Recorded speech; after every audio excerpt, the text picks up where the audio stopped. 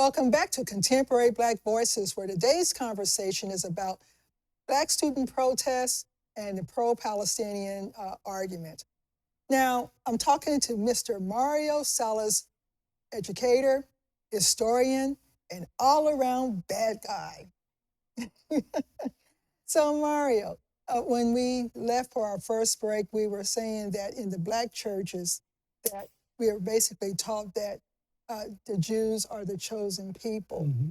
So with that in mind and knowing how there's a lot of Jewish influence in the United States, if we go back to the Greensboro with the lunch counter protests, were those students involved with the HBCUs, or were they involved in the protests outside of the HBCUs? So in other words, I'm trying to understand why we didn't see more students involved in those protests. Mm-hmm. Well, it was both. You had a lot of students participating in the protests. You had a lot of community members supporting the students and vice versa. So it was one of those situations where it was both. And there were a lot of Jewish people that supported the civil rights movement. So there's no question about that. They did. But the problem is because some ethnic group supports whatever struggle you're involved in, it doesn't mean they're going to always be right about everything else. And so you have to draw a line of distinction about the one we've always drawn. There's always a right and there's always a wrong. And so a lot of members of the Jewish community, by the way, actually support the Palestinian protests and are totally opposed to Netanyahu. So you've got one set of Jewish people opposed to Netanyahu who support the Palestinians, and you've got another set, more than two sets actually, another set who support Netanyahu, but not necessarily war. Then you've got those who support Netanyahu and war. You've got those who hate Arabs and Palestinians and support Netanyahu. So it's a mixed bag all the way around. And I guess every ethnic group has gone through that one time or another, where, we've gone through that in terms of the Black community. Well, but my thought, the way my mind is going right now is that, and I'm purposely picking on the Greensboro lunch counter incident. Black students were involved in the protests, but were they within the context of the HBCUs, or were they protesting outside of that environment? Mostly outside, and the reason why I say that is because a lot of them were expelled for protesting.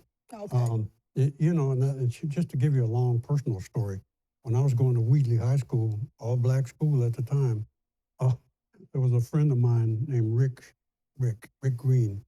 He wore an afro to school. This is all Black school. Mm-hmm. They expelled him for wearing an afro to school. So when you talk about Black schools, you're not always talking about the most progressive administration. Mm-hmm. And so that was an issue during the time of Martin Luther King. Some Black students were actually told that if they went down to that protest or boycott or sit in, they were going to be expelled from school. Wow. And so these are little known facts that people, don't do spend enough time doing research on, or just never thought about it before. And so that's always been a problem. Depends on the administration. But they expelled my friend for wearing an afro. And in those days, because he was expelled, if the expulsion was longer than 2 or 3 weeks, I forget the exact number, but that person's name was turned into the draft board, and you wound up in Vietnam. Now, these are Black administrators sending Black people to die in Vietnam because they had an afro on. I mean, that's as bad. That's almost as bad as a white supremacist. So with that in mind, and fast forwarding to now, would you say that the reason why, we can speculate, the reason why we're not seeing these pro-Palestinian protests on these HBCU campuses is that a threat was issued to the students in advance? And I think there's not one answer. There's multiple answers. Okay, give it to us. Yeah. and some of that has to do with religion. Some have to do with that Jews are the chosen people, so let's not oppose the government. And without ever taking into consideration, the government of any people is not the same as the people themselves. That's like somebody hating me because Donald Trump was the president. Well, I didn't vote for him. So you can't judge an entire country by one person. You can't judge all Jews by Netanyahu. And you have to be careful with this kind of stuff. So, and protesting against what's going on in Gaza, which in my mind is ethnic cleansing. Some people say genocide. That could be true too. But ethnic cleansing sounds more like what it is, which is a violation of international law. Blacks are not involved in that as much as we would think they should be for a number of reasons, one of which is they're afraid to be expelled. They're afraid professors may be afraid they'll get fired. And we've seen that happen too, where professors been fired here and there across the country for supporting the Palestinians. And because you support Palestinians doesn't mean you support Hamas. And people don't know, I think they do it on purpose, some people. They try to associate the protest against Netanyahu, who is the president, with hating all Jews, and that's just simply not true. It's not anti-Semitic to protest the war policies of the government of Israel.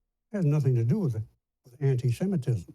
But they've skillfully done that in terms of just straight-out propaganda. Straight-out propaganda, skillfully manipulated that so that I'm sure some college students, black college students, have been sucker punched by that. Some because of religion, some because of fear of that. And then there's just a practical reason as well. Black students very much concerned about issues that affect them directly. So does Gaza affect black people directly? The answer is no. It does affect them though, whether they know it or not, but it's not a direct effect like segregation was, directly in your face. White supremacy directly in your face, lynching, police brutality directly in your face. Whereas what's happening in Gaza, thousands of miles away, there's not that direct correlation. However, there are some very famous people and organizations that have supported the Palestinian movement from the very beginning. The Black Lives Matter movement in most Black Lives Matter chapters support the Palestinians. So we kind of like don't think about it that way because we're looking for massive protests on black campuses. You won't see it that way.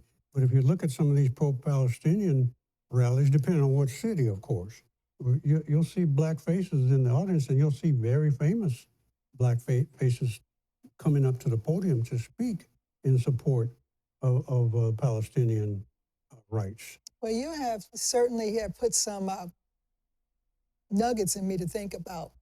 And with that being said, we're going to take a quick break and come back and do one more segment to talk about the Black students and the pro-Palestinian protests.